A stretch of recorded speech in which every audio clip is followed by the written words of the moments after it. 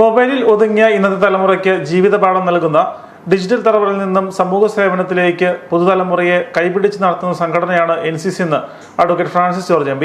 സ്വയം വളർച്ചയ്ക്കും സമൂഹ ബന്ധത്തിനും സാമൂഹ്യ ഉത്തരവാദിത്വം ഉണ്ടാകുന്നതിനും NCC ഏറെ ഉപകാരപ്പെടുന്നുവെന്നും പാലാ സെന്റ് തോമസ് കോളേജിൽ 5K നേവൽ യൂണിറ്റിന്റെ പരിശീലന ക്യാമ്പ് സമാപന സമ്മേളനം ഉദ്ഘാടനം ചെയ്തുകൊണ്ട് അദ്ദേഹം പറഞ്ഞു.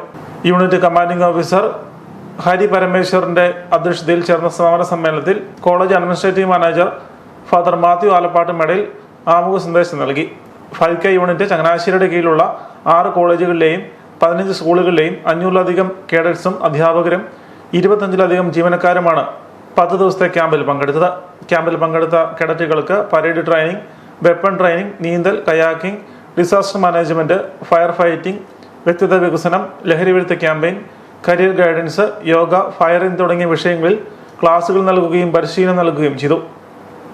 Camp deputy commandant sub lieutenant doctor Aneesh Cyriac, NCC naval wing ANOമാരായ lieutenant Febi Jose, Sanal Raj, Vinayakan R, Libin Abraham, Soumya Surendran, cadet captain Kannan B Nair, petty officer cadet John Roy തുടങ്ങിയവർ പ്രസംഗിച്ചു.